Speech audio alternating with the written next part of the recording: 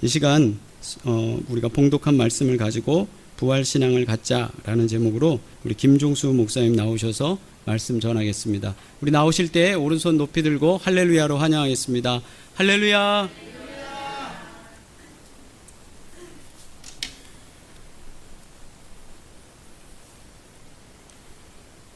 여러분들 이렇게 뵙게 돼서 너무 감사하고 또 하나님께 영광을 돌리고 싶습니다. 여기 저하고 오랫동안 더 같이 교회에서 신앙생활 하셨던 분들도 계시고, 또 제가 저번에 와서 또 말씀을 전할 수 있는 기회가 있어서 또 그때도 배웠던 것 같습니다. 저는 은퇴를 하고 지금까지 선교하는 일에 조금 좀 마음을 기울여 보자는 생각을 가지고 아마 이제 마지막의 선교의 단계가 아프리카가 아닌가 생각이 들어서 아프리카 선교에 전력을 하고자 마음을 기울여서 그곳에 선교사들을 교회에서 몇 분을 보냈습니다. 근데 모리타니아 거기에 한 분, 세네갈에 한 분, 또 탄자니아에 두 가정, 또 남아공에 한 가정, 또 그리고 이렇게 연결되어 있는 사람들이 또 다른 잠비아에도 있고, 그래서 아프리카를 중심으로 해서 좀 선교를 했으면 좋겠다. 그래서 우리 교인 가운데 그 대사관에서 일하는 지금은 이제 공사가 됐습니다만은 차기 얼마 안 되면은 대사가 될 것 같아요. 어디로 갔으면 좋겠습니까? 그래서 아프리카로 가라고. 독일에 갈 수도 있고 영국도 갈 수 있는데 거기를 제외하고 저희가 이제 남아공으로 가니까는 남아공에 와서 그 대사관에서 좀 일을 했어요. 그래서 그쪽 어디에 선교하는 일을 좀 같이 했으면 해가지고 몇 군데를 같이 다니고 그랬어요. 그리고 이웃 나라에 갈 적에도 내가 좀 그 이웃 나라 좀 가봤으면 좋겠다. 그래서 저게 자기 그 대사관에 차로다가 저하고 같이 가면은 국경을 통과하는데 아주 좋아요. 검사하는데 몇 시간씩 걸리고 그러는데 외교관이니까 이렇게 잘 통과를 시켜줘서 몇 나라를 같이 가서 보기도 하고 그랬어요. 그 다음에는 이제 뭐냐면 또 케냐로 가서 일을 하다가 지금은 독일에 가서 이제 부대사로 일을 하고 있어요.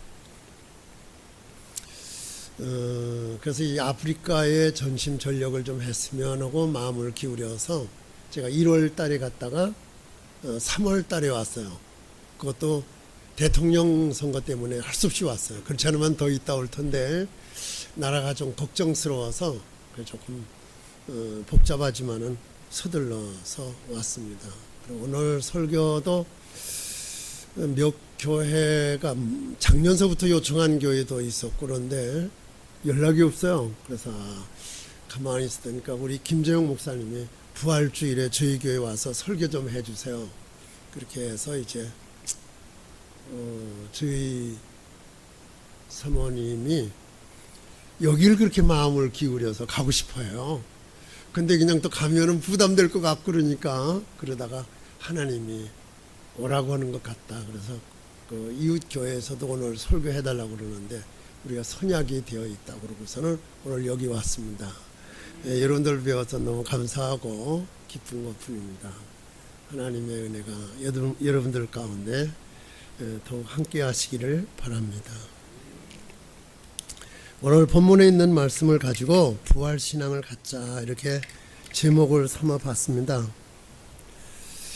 오늘날 우리가 살고 있는 현실은 매우 불안하고 또 고통스럽고 근심스러운 일들이 너무 많이 일어나고 있습니다. 저희는 이런 모든 사건 또 현상들을 보면서 주님 오실 날이 가까워지 않았나 하는 그런 생각을 가지고 이 사순절 기간에도 밤 10시 이후에 우리 기도원에 들어가서 기도를 하고 그러면서 어제까지 어제는 나오느라고 못하고 그제까지 기도를 하면서 시간을 주님과 함께 갖게 됐습니다. 환난과 질고가 너무 많습니다. 그리고 성경에 주어진 그 말씀대로 이제 산의 산림들도 3분의 1이 불에 탄다고 그랬고 바다의 고기도 3분의 1이 없어지고 심지어 사람들까지도 3분의 1이 죽게 되어지는 그런 상황들을 요한계시록에 자세하게 설명을 하고 있어요. 말씀하고 있어요. 그런 걸 보면서 지금 이 모든 것들을 이렇게 시대적으로 이런 징조들을 나타내고 있구나 하는 걸 생각을 하면서 우리가 어느 때보다도 확실하게 믿음을 가지고 살아야 될 때라고 믿습니다. 그리고 성경에는 짐승화되어지는, 사람이 짐승화되어지는 것을 말씀을 하고 있는데 사람 같아 보이지가 않는 경우의 상황들이 너무 많이 일어나고 있습니다.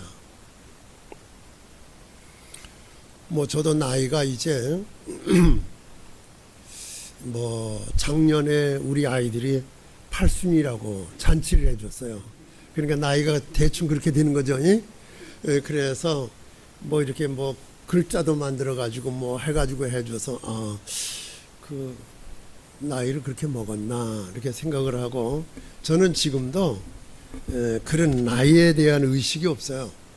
없이 하나님 주어진 이 생명이 한결같은 하나님이 공급하시는 힘으로 살면은 저희 집사람이 옆에서 이렇게 저를 지켜보면서 무슨 얘기를 하냐면 모세도 80에 하나님이 부르셔서 썼으니까 이제 부르심 받은 거라 생각하고 살래요.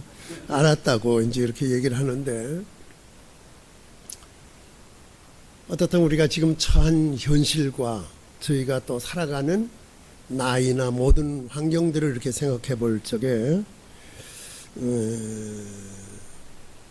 깊은 그런 생각을 하면서 살아야 될 줄 믿습니다. 절대로 시간 허송하지 말고 그리고 우리가 목적하는 것이 보이는 것들이 아니고 보이지 않는 영원한 것들을 생각하면서 살아가야 될 줄 믿습니다. 그래서 대부분의 사람들이 지금 일어나는 거 보면 삶의 의미를 상실하고 허탈감에 빠져 있는 것 같아요. 그런 거짓된 것들이 너무 만연해요. 저게 진짠가? 그렇죠. 뉴스를 봐도 그렇고 이렇다 저렇다 해도 다 가짜라고 그러니까 가짜인지 진짜인지를 모르겠는 거예요. 저것도 가짜 뉴스, 그것도 가짜고 다 그러니까 가짜라고 이름을 붙이면은 제일 편한 것 같아요. 그러니까 서로에 대한 신뢰를 잃어가고 상대에 대해서 참된 것을 인정하고 받아들이지 않으려고 하는 무서운 현실이 우리 앞에 있는 거예요. 그래서 왜 이런 의미의 말씀을 드리냐면 이런 환경, 이런 현실, 이런 상황 속에서 우리가 이 시대를 살아가면서 잃어버리는 것이 있어요.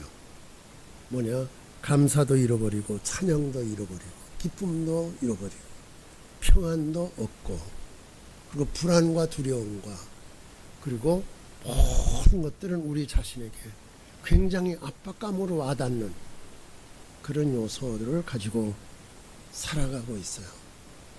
이럴 때 필요한 것이 뭘까 생각을 해서 저는 우리가 남은 삶을 생존하는데 하나님께 영광을 돌릴 수 있는 복된 삶은 부활의 신앙을 가져야 되겠다.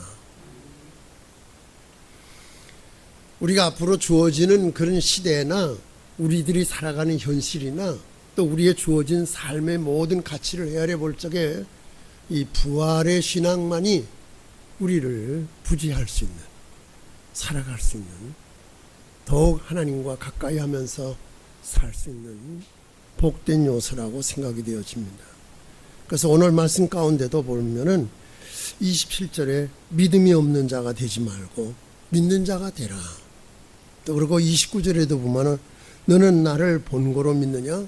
보지 못하고 믿는 자들은 복이 있는 것을 말씀을 하고 있습니다. 무슨 말씀이냐? 하나님의 말씀을 붙들고 그 말씀을 이걸 이 세상의 모든 사람들의 말은 거짓된 말로 만연하여 있더라도 우리가 이런 내 현실에 너무 연연하지 말고 하나님 말씀을 붙들고 우리가 하나님 앞에 최선을 다하여서 살아가야 될 줄 믿습니다. 제자들이 부활하신 주님을 보았다고 해도 믿지 않았던 그런 도마는 자신이 친히 예수님에 대해서 손과 옆구리를 만져보고 난 다음에 그가 하는 말이 나의 주님이시오 나의 하나님이라고 그렇게 말씀을 했어요. 믿지 않았던 거죠. 제자들의 말을 믿지 않았던 거예요.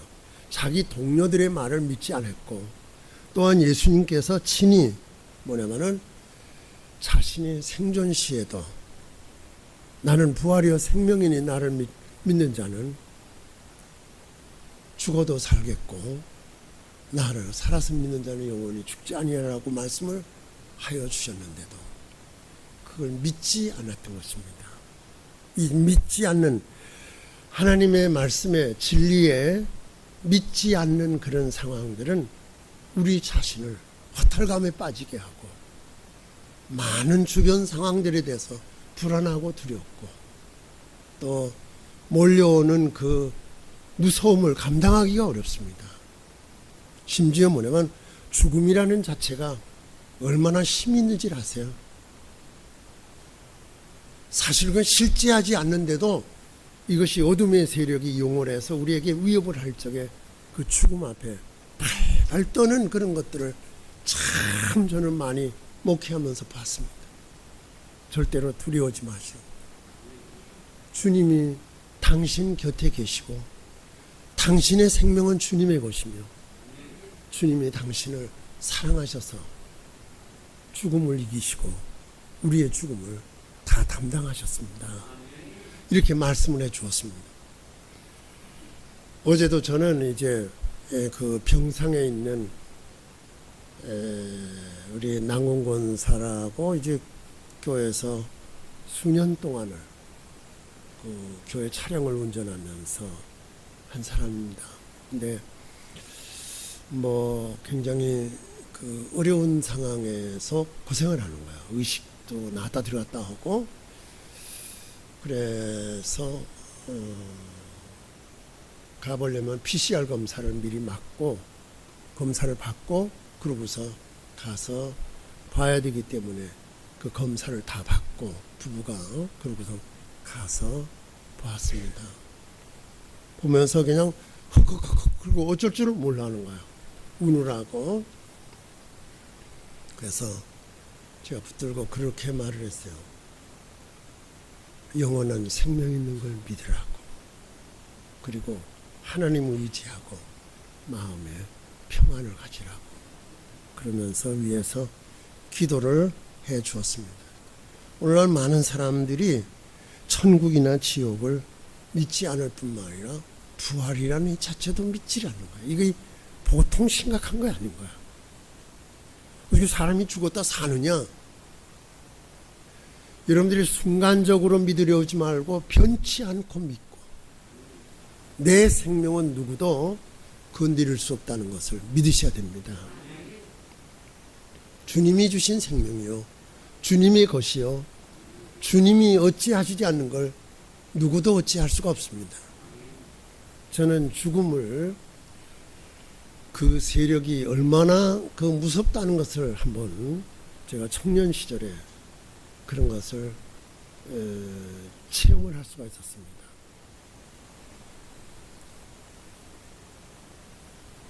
그 힘이 와서 저를 짓누르는데 제가 손가락 하나 까딱을 못하겠고 말도 입에서 안 나오고 그리고 그 힘이 얼마나 강세인지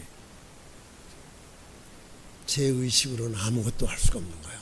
제 육체를 움직일 수 있는 그런 그 기능은 하나도 없는 거예요. 근데 뭐가 있느냐? 의식만 있는 거야. 그러면 사람들이 죽을 때에도 말도 못해요. 움직이지도 못해요. 의식은 살아있는 거예요. 의식은. 그러니까 청각으로 듣기는 해도 표현할 수가 없어요. 느낄 수는 있어도 표현되어지질 않아요. 그게 죽음의 순간에 이루어지는 일들이에요. 그럴지 삼아라도 그 옆에서 말씀을 일러주고 찬송하며 기도했을 적에 그거에 그에게 영적 힘이 되어지는 거예요. 그래서 이렇게 뭔가 그 직전에 이 세상을 정리하는 그 직전에 이르는 사람을 위해서 기도할 적에 하나님이 그 가운데 많이 역사하는 것을 체험을 할 수가 있었어요. 그때 저는 야, 이 힘이 얼마나 이렇게 강한 건가 생각을 하면서 내가 하나님의 아들인데 감히 나를 건드릴 수 있는 힘이 어디가 있는 거냐.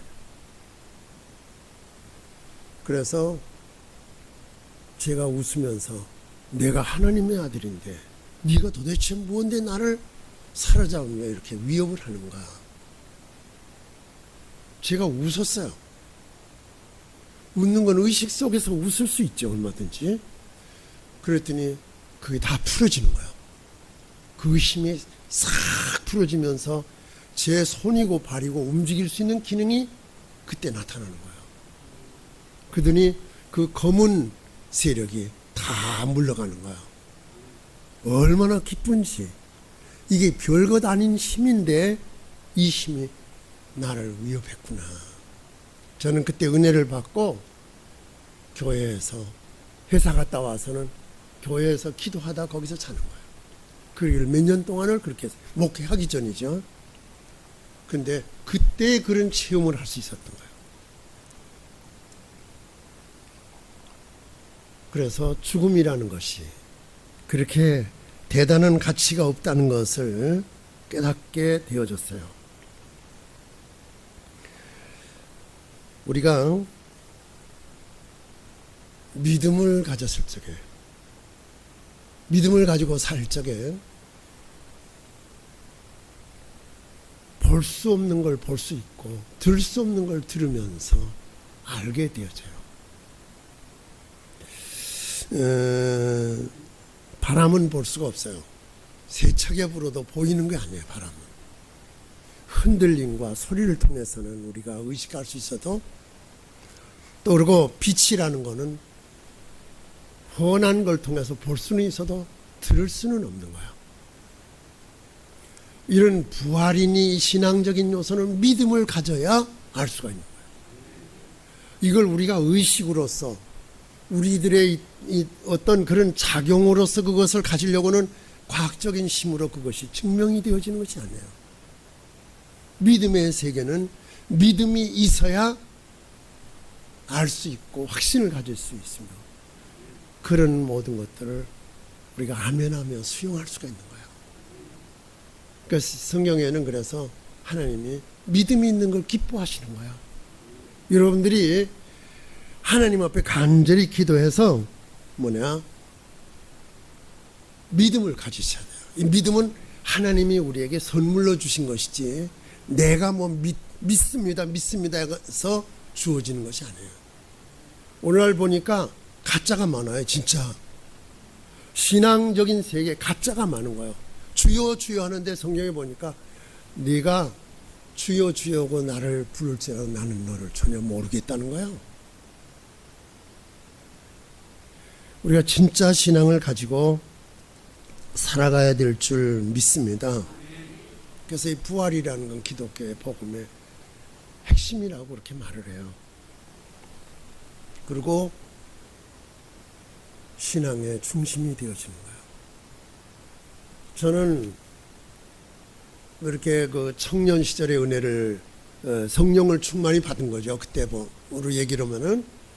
그래서 직장도 다 버리고 그랬을 적에 주변에 저를 아끼고 기대했던 사람들이 돌았다고 그러고, 돌아도 180도, 360도면은 제자리라도 오는데 180도 돌아, 정반대로 돌았다는 거예요. 그러면서 하더니 이분들이 나중에는 네 가는 길이 가장 정확하고 바른 길이라고. 그분들도 사회적으로 굉장한 위치에 있는 분들인데, 근데 그렇게 얘기를 하고 제일 네가 부럽다고 그랬어요. 그거에 증명되어지기까지는 몇 년의 세월이 지났어요. 그러는 그분들이 자기가 마지막으로 떠나기 전에 와서 기도해달라고 그래서 제가 가서 기도해 주어서 가시는 그런 과정도 겪게 되어지고 그랬어요.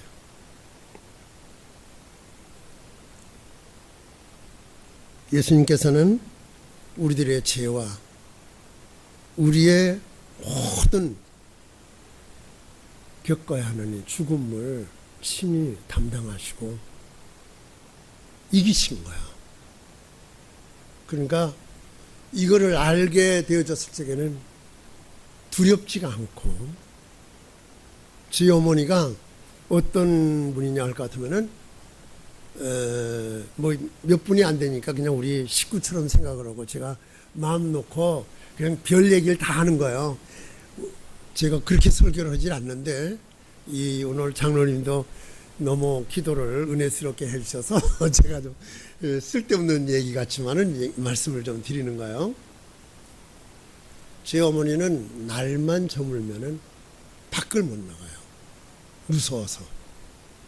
그래서 이분은 그 이렇게 둥그스러하게 생긴 거 있죠. 밤에 꼭 필요한 거 배설하기 위해서 그걸 꼭 머리맡에 놓으시고 살으셨어요.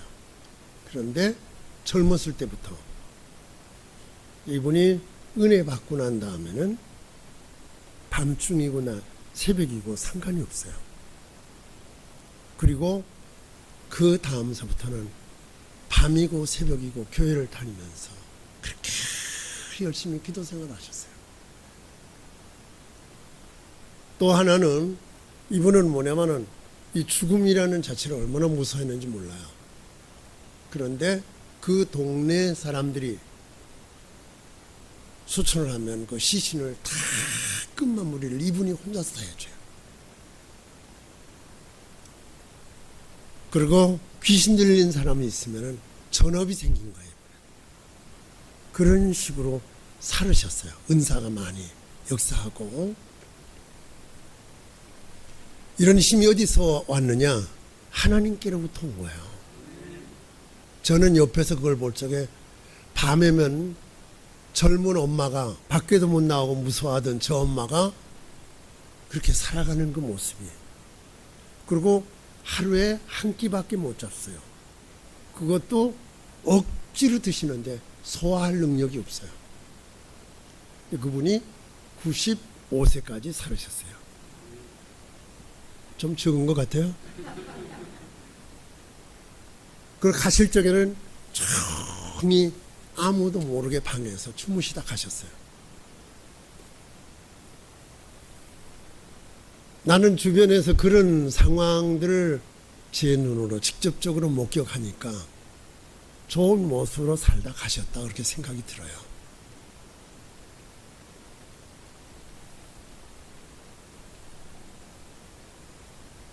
우리가 이런 부활의 신앙을 가지지 못한 사람들은 허무한 것에 굴복하고 썩어질 것에 종노를 한다고 성경에 말씀하고 있어요. 그리고 모두 탄식하고 고통을 당한다고 로마서 8장에 말씀을 하고 있어요. 그래서 이 죽음이라고 하는 이 세계를 다스릴 수 있는 능력은 믿음이 있어야 돼요. 부활의 신앙을 가져야 돼요. 그래서 부활하신 예수님을 만났던 사도 바울도 고린도전서 15장의 말씀을 그렇게 해요. 사망아 너의 이기는 것이 어디 있느냐? 사망아 너의 쏘는 것이 어디 있느냐? 사망에 쏘는 것은 죄요 지혜의 권능과 율법이라. 우리 주 예수 그리스도로 말미암아 우리에게 이김을 주시는 하나님께 감사한다고.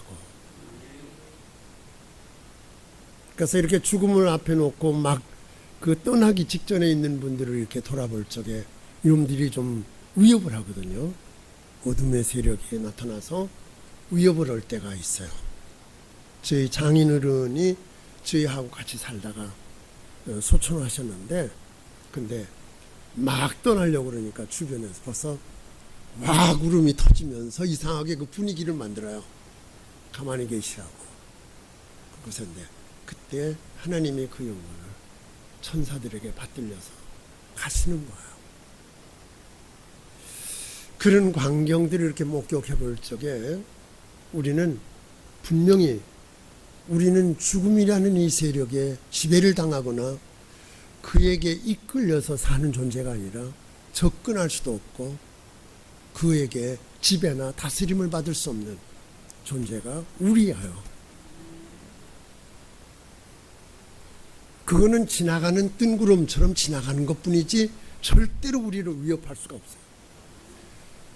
여러분들이 믿음으로 이 모든 것들을 이길 수 있는 부활의 신앙을 가지셔야 됩니다. 이 신앙을 가진 사람은 담대하게 어두운 길도 갈 수 있고, 그리고 별장난을 다 해요. 우리가 그 뭐냐면은 귀신이라고 하는 세력이 존재하거든요. 근데 그 세력이 묘하게 역사를 해요. 근데 절대로 거기에 우리 마음이 두렵거나 흔들릴 필요가 없어요.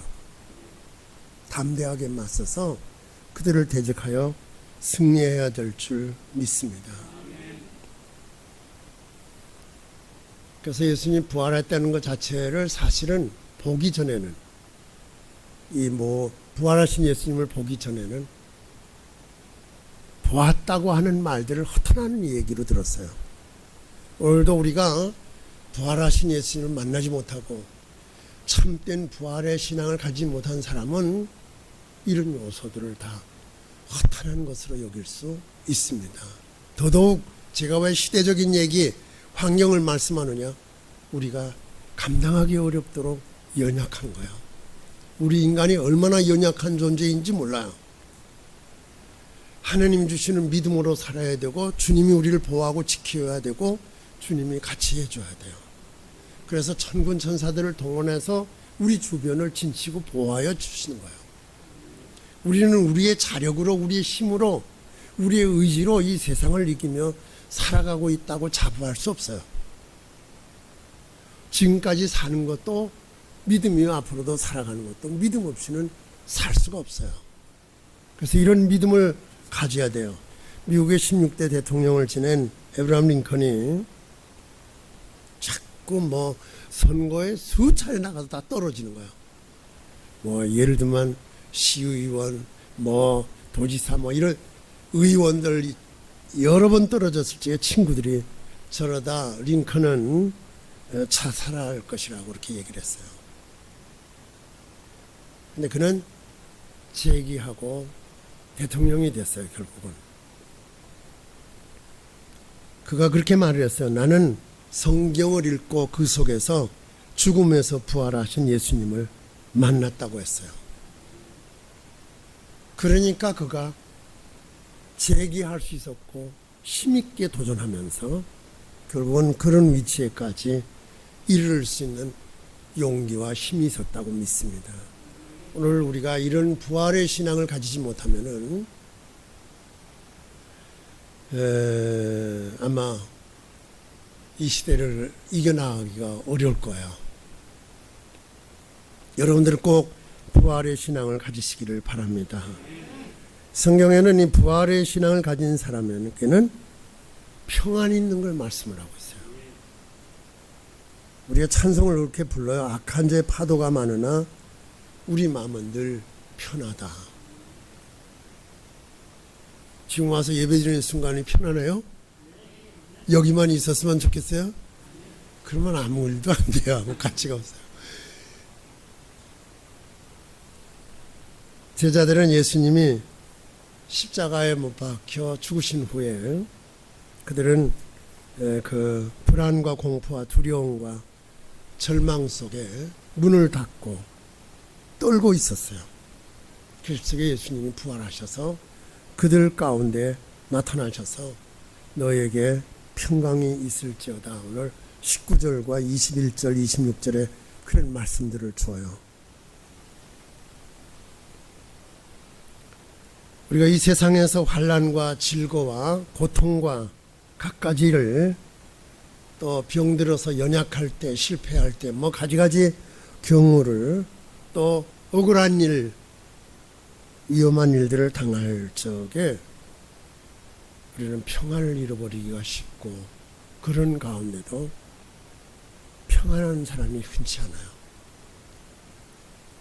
그 풍랑이 일어나 파도 가운데 제자들이 예수님과 같이 배에 타고 있었지만 그들은 불안에 떨고 두려웠고 무서운 거야. 너희들이 왜 무서워하느냐?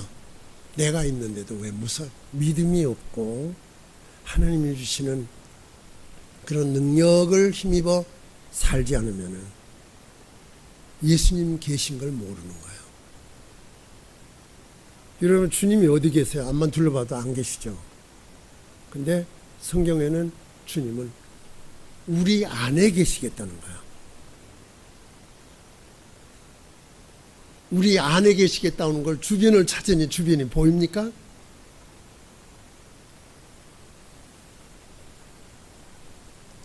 근데 이런 제자들에게, 불안에 떨고 있는 그들에게 예수님이 부활하셔서 그들에게 찾아오셔서 그들에게 평안을 주신 거예요. 위로와 용기를 주시고 능력을 주신 거예요. 성경에는 예수님이 우리에게 평안을 주러 오셨다는 거예요. 근데 그분을 우리 안에 모시고 살아가는 그런 신앙을 가지고 살아가는 사람은 평안한 거예요. 화낼 일이 뭐가 있어요? 기분 나쁠 일이 뭐가 있어요? 사사건건이 그냥 오만상을 찌푸리면서 그렇게 핏대로 올리고 그럴 이유가 뭐가 있어요? 주님이 우리 안에 계시니까는 주님이 싫어하세요, 그런 걸. 그러니까 못하는 거죠. 안 하는 거 아니고 못하는 거예요. 저는 은퇴 후에 몇 년을 이렇게 지나는 동안에 얼마나 감사한지 몰라요. 제가 속속들이 깨닫지 못하고 알지 못했던 모든 것들을 알게 하시면서 나를 점점 낮추어서 살아가게 하시는 것이 얼마나 감사한지. 그러면 목회를 하고 난 다음에 지금 후회스러운 거는 내가 더 종이 되어 섬기지 못했구나. 뭐 사람들에게 뭘 대접을 받고 뭘 어떻게 뭐 높임을 받고 하기 위한 것이 아니라 끝까지 섬기다가 가야 되는 것인데, 섬기며 산다는 것이 얼마나 최고의 높은 수준의 가치인가. 그래서 예수님이 섬기려고 오셨다는 거예요.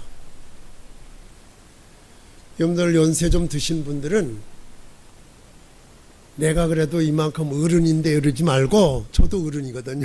저도 뭐 손주도 있고 다 있잖아요. 있는데 어른인데, 그거보다는 내가 살아있기 때문에 주변에 도움을 줄 수 있고 뭔가 영향력을 미칠 수 있고 좋은, 우리 할아버지가 계시기 때문에 우리 집이 평안하네, 할아버지가 살아있기 때문에 우리가 행복하네, 이걸 느낄 수 있는 그런 분위기를 줄 수 있는 사람이면 얼마나 좋을까. 늘 기도하고. 우리 처남이 장로인데 이제 은퇴를 했죠. 근데 무슨 얘기를 하면은 장모님이 소천하니까 어떻게 살지, 이제 날 위해 기도해 주던 어머니가 떠나, 장로인데도 그러는 거야.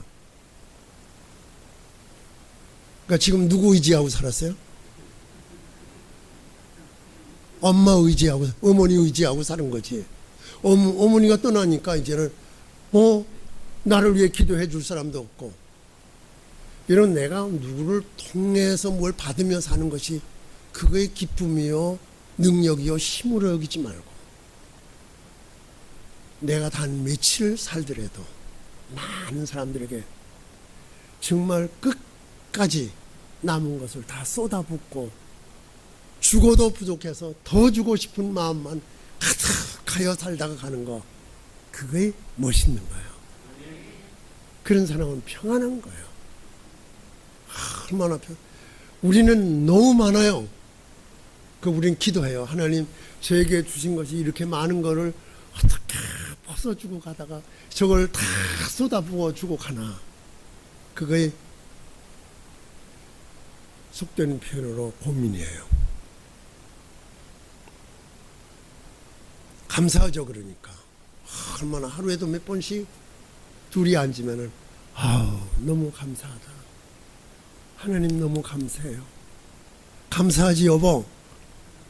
진짜 감사해요. 감사하지 여보. 그러는데 그게 우리의 일상이에요.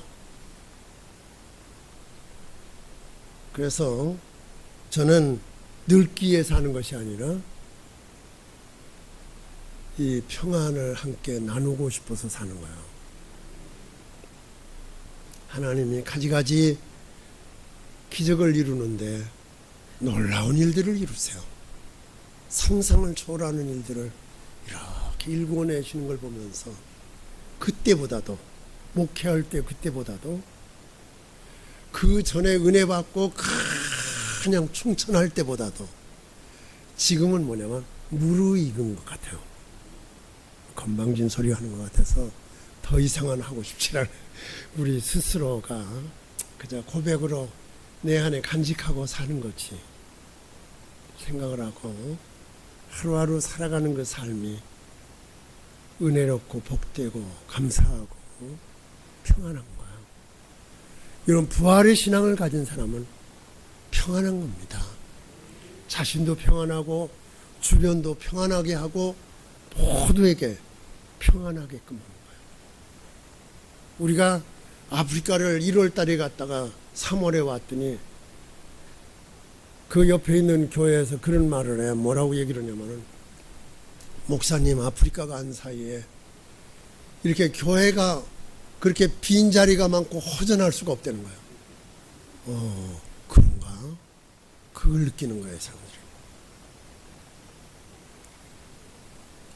우리는 주일에는 기도원에서 우리끼리 예배를 드려요. 그렇게 드리고 그러고 나서는 수요일에는 꼭 이웃교회 가서 예배를 드리고 그래요. 그 잠깐 가서 수요일 예배 드리는 건데도 그거 잠깐 없었다는 거예요. 이분들에게는 온 교인들이 허전해하는 거예요.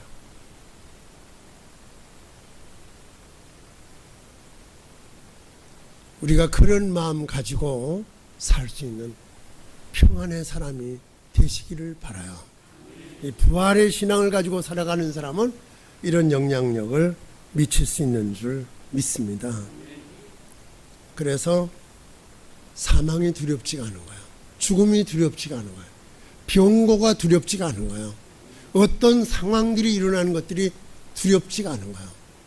이런 어떤 우리에게 수많은 환난, 고통이 오더라도 두렵지가 않은 거예요.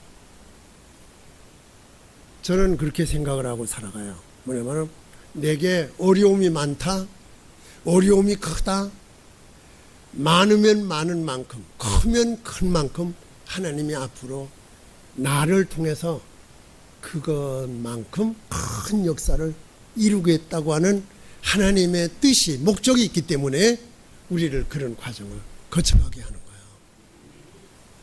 우리가 젊었을 때 그런 얘기를 많이 들었어요. 젊었을 때 고생은, 들었죠? 우리가 이 6.25나 모든 어려움을 겪은 민족이 있기 때문에 세계 12강국 안에 들어서 더 떨치는 거예요. 중국이 한국을 따르려고 얼마나 발버둥을 치는지 몰라요. 저런 대국이라는 나라가. 그렇죠. 땅 규모나 모든 걸 보면은 굉장히 몇 배로 크죠. 우리나라가 얼마나 잘 사는지 몰라요. 저는 선교 때문에 몇 나라를 다녀봐서 알아요. 이렇게 축복받은 나라가 없어요.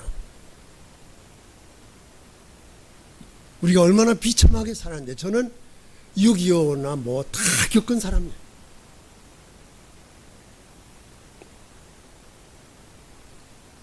그런데 하나님이 이렇게 축복해 주셨어요. 근데 왜 그러냐?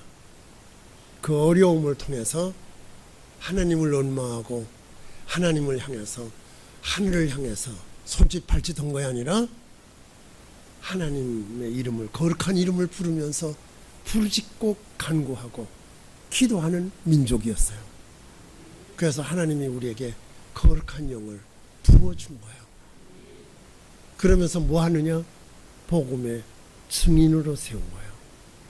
하나님이 이스라엘 민족을 택한 이유는 하나님의 증인이 되도록 하기 위해서 택했던 거예요. 오늘 우리들에게 친히 주님을 믿게 한 이유가 뭐냐? 목적이 뭐냐? 그쪽에 복음의 증인이 되라는 거예요. 세계 여러 민족 가운데서 지금도 선교하려고 발버둥 치는 민족이 있다 그러면 대한민국이에요. 아프리카는요, 굉장히 무서운 나라예요. 어느 동네는 무서워서 들어가지도 못하는 동네예요. 그 동네에 가서 아이들을 모아놓고 말씀을 전하면서 찬양을 하는 거예요. 저는 아들 하나밖에 없는데 그 아들을 아프리카에 보냈어요. 선교사로. 제가 그래도 우리 교회에서 신학을 공부해서 목사가 되게 한 친구를 그래도 믿거라 하고 영어 좀 하고 그러길래 아프리카 가라고 그랬더니요. 아프리카 선교사로 가라고 그랬더니 보내려면 당신 아들이나 보내지. 왜 우리 가장 사랑하는 아들을 거기 보내서 죽이려고 그러냐는 거예요. 안 보내면 되지 않느냐.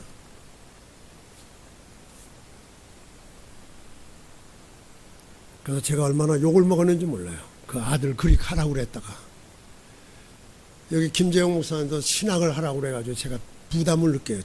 제가 잊을만 하면 저희 집 사람이 당신이 신학하라고 그랬잖아요. 그 얘기를 해가지고 부담을 느껴요. 그래서 오늘 안 올 수도 없어서 왔어요. 하여튼 하나님이 나의 능력이요 근원이요 하나님만이 나의 모든 걸 일으키시고 역사하는 거예요. 교회 어렵다는 건 절대로 문제시해서는 안 돼요. 이 모든 것이 힘들다는 건 어려운 것이 아니에요. 그걸 하나님과 해결해 나갈 적에 내게 하나님의 능력이 역사하는 거예요. 그걸 통해 하나님 앞에 무릎 꿇고 부르짖으며 기도할 적에 능력을 덧입혀주며 하나님이 역사하는 증거를 크게 맛볼 수 있는 거예요. 왜 평안한 길을 간다는 것은 그건 화를 불러일으키는 거예요. 그러니까 육신적으로 편하다, 여유롭다, 넉넉하다, 또 이런 조건들이 좋다. 그런 데를 택해서 가려고 애를 쓰고 눈을 붉히고 관심을 가지고 거기에다가 모든 걸 집중하는 한은 그게 내 삶의 페인의 요소가 되어지는 거예요. 주님이 가라면 가는 거예요. 하라면 하는 거예요. 오늘 말씀을 통해서 이 부활의 신앙을 가진 사람은 성령을 받아서 보내심을 받는 사람이 되어지는 거예요. 뭐를 위해서? 복음의 증인으로서. 성령을 받은 사람은 구원의 확신을 가지고 좋은 영향력을 미칠 수 있는 빛의 사람이 될 수 있고 은혜의 사람이 될 수 있고 능력의 사람이 될 수 있어요. 우리 인간은 많이 약해요. 오늘 뭐 대단한 것 같고 하루를 꿰뚫고 오를 것 같지만은 얼마나 약한지 하루아침에 폭사하고 주저앉아 버리고 마는 거예요. 어떤 일도 할 수가 없어요. 그러나 힘으로도 능으로도 되지 않는 일을 성령을 받으면 여호와의 신이 함께 하면은 할 수 있어요. 그래서 성령을 받으라는 거예요. 우리의 힘으로는 복음의 증인의 역할을 할 수가 없어요. 거기 두렵고 떨려서 누구 아는 사람도 없고 도움도 받을 수 없는 곳에 가서 뭐 할 수가 없어요.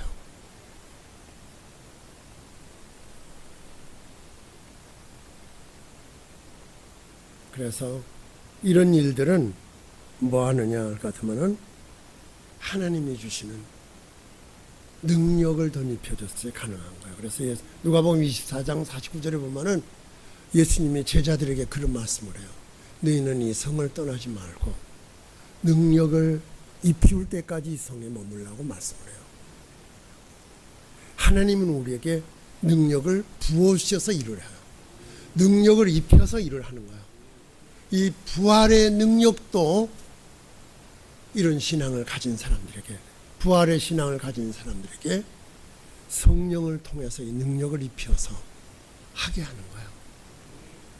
저 이번에도 가보니까는 그 들어가기도 어렵고 힘든 그 아프리카 동네에 들어가서 뭐 조그만 아이들이 몰려오는데 한 120여 명이 몰려와요. 예배드릴 장소도 없기 때문에 이렇게 그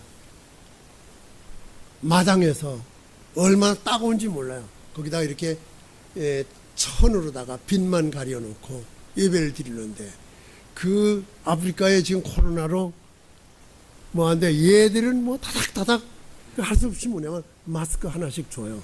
마스크 하나씩 쓰고서는 그저 앉아서 땅바닥에 앉고 뭐 그래 앉아서 거기서 이제 말씀을 듣는 거예요. 우리도 6.25 겪고 난 후에 그 미국의 선교사들이 왔을 적에 뭐 헬로 꼼조 뭐 하면서 그 옆에 와서 이렇게 매달리고 그랬던 경험이 있어요. 근데 그때에도 교회에서 뭘 주니까 다 모였었어요. 교회 가면 뭘 주는 거야. 먹을 걸 하나를 하다못해 껌이라도 하나 주는 거야. 그걸 받으러 갔던 그 사람들이 예수님 믿게 되어서 오늘의 우리나라의 좋은 인재들이 된 거예요. 놀라운 일이죠. 그래서 우리는 선교를 하면서 가는 곳곳에다가 교회를 짓도록 했어요. 왜 그랬냐 할 것 같으면은 하나님의 집을 지어놓으면은 아버지께서 보내지 않으면 올 자가 없다고 예수님이 말씀한 것처럼 그곳에 수많은 영혼들을 불러서 그 영혼들에게 생명의 양식을 공급하게 해서 그들이 먹고 생명을 얻고 해가를 얻으며 영생하는 삶을 살지 않겠느냐. 그거 내가 하는 것이 아니라 하나님이 하시는 거예요. 나는 거기에 나팔수로 하나의 스피커로 서 있는 것뿐이지 하나님이 역사하시면 되는 거예요. 그럼 그 영혼들이 거기서 주님을 만나면서 변화받는 거예요. 그 역사를 이루는 거예요. 저희가 네팔을 시작을 했을 적에 거기는 교회가 없었어요. 십자가도 걸 수가 없었어요. 근데 지금은 우리 선교사가 거기 가서 해가지고 일을 해서 교회가 한 400여 교회가 넘어요. 교회만. 그리고 한 동리는 들어가지도 못했어요. 제가 거기 동네에 들어갔을 적에 뭐냐면은 호위병을, 경호원을 2사람을 거기에 같이 묶어서 보냈어요. 그것도 어떻게 했냐면 우리 선교사가 그 네팔의 왕이 매달에는 빛에 상관하지 말고 빛깔색 있잖아요. 누런 거, 흰 거, 그 다음에 뭐예요? 뭐 하여튼 어느 빛깔이라도 좋으니까, 아무 빛깔이라도 좋으니까 그 메달만 하나만 따게 해달라고. 그래서 그 태권도 하는 애들을 데리고 와서 용인대학교에서 석 달 동안은 그 훈련을 시킨 거예요. 그래가지고 애들이 호주에서 경기를 할 적에 한국 아이를 이기고 금메달을 딴 거예요. 여러분들은 믿기 어려운 얘기지만 저도 믿기가 어려운 얘기예요. 한국 아이를 이기고 금메달을 딴다는 것 자체는 하나님이 하신 거예요. 그러니까 왕이 그 선교사를 뭐냐면은 특별 보호를 하는 거예요. 그래가지고 거기에 뭐냐면 총리가 회의를 하다가도 그 선교사가 왔다고 그러면은 내일로 회의를 미룬다고 그러고 장관 회의를 하다가 미루고 선교사를 만나는 거예요. 막 꿈 같은 얘기가 많아요. 이제 그래 가지고서는 제가 한 동리에 우리가 거기에 기도원을 만들려고 그 동네에 들어갔는데 거기가 얼마나